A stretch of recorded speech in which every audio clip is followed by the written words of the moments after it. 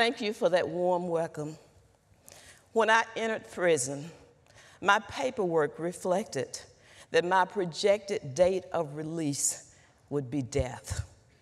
I was told that the only way that I would ever be reunited with my family would be as a corpse. No parole board would ever hear of my remorse for being involved in criminal activities or of my extraordinary rehabilitation. You see, in federal prison, there is no parole. Life means life. There will be absolutely no opportunity for redemption. These were all of the ingredients of a hopeless situation. But my faith in God allowed me to see beyond bars, to hear beyond words, and dream beyond doubt. My incarceration affected more than just my freedom. It had a domino effect. Because you see, when a person goes to prison, their entire family goes with them. Their entire community goes with them. There is no measurable or true analysis of the effect that incarceration has on society. Yet, we see it and we feel it. I've been asked, how was I able to find purpose in prison? But actually, my purpose found and embraced me. When I looked around and I saw so many hurting, dejected, and hopeless people, it awakened in me a passion to make a difference. It is so heartbreaking to see women who are in hospice care. To die alone in a lonely place somehow takes away the last little bit of dignity that a person has. So I became a hospice certified volunteer so that I could care for and offer companionship to the women so that they would not die alone. I could make a difference in someone's life. While in prison, I met a woman who had her legs amputated from the knee down. She told me that the thing that she missed most was the ability to dance. So I helped coordinate the first Special Olympics in prison for women with mental and physical challenges.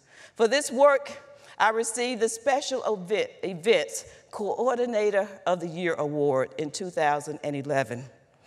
At the awards ceremony for that event, the woman with no legs was able to dance to a song that I choreographed for her called Never Give Up. I could make a difference in someone else's life. Emily told you about the plays that I wrote in prison. I found women who were hungry for someone to believe in them, that there was something that they could do. So I started mentoring other women in theatrical productions. One of my good friends, Christy, was under my mentorship for 4 years. And when I left prison last year, I was told that this year, Christy, a very shy woman who could not even look you in the eyes, who kept her head down for shame, helped produce an original play that had 4 productions this year.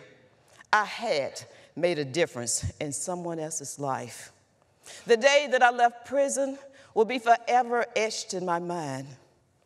When the announcement came across the loudspeaker, Alice Marie Johnson, report to R&D with all of your properties, there was a deafening cry that went up from all of the building of rejoicing. As I walked out of the door, women were in every single window, beating on the bars and screaming my name and saying, please don't forget about us. Then as I left, the prison, I had to pass by a low-security camp.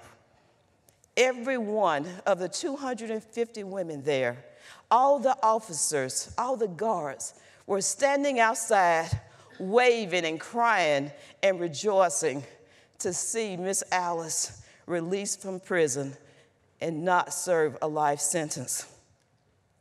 Millions across the world saw me running into the arms of my family, as you saw, and they celebrated with me. But what you don't realize is that I have been running ever since, fighting for those women and for the men who have been left behind, fulfilling my promise to them that I would not forget about them. I was very blessed that Kim Kardashian West saw the video that went viral on Mike.com and decided to fight for my freedom. And by the way, I had no idea who Kim Kardashian West was. I had to get magazines. My friends tore out pictures in magazines so that they could show me who she was and what she looked like. But before Kim Kardashian joined in the fight, others, like this network and so many more, have been fighting for criminal justice reform for years. People don't remember a statistic, they remember a face. When I was released from prison, I met this incredible person by the name of Mark Holden, with the Senior Vice President of Koch Industries. Mark had a passion like I've never seen before for criminal justice reform.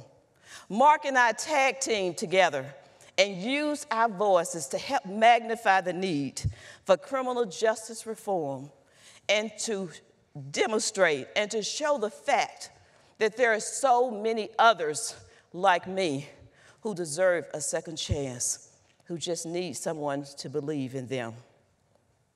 I'm also grateful for Brittany Barnett with the Buried Alive Project, who is fighting for drug crimes for those who are serving life sentences in the federal system for drug crimes, so that they can be reunited with their families like I was.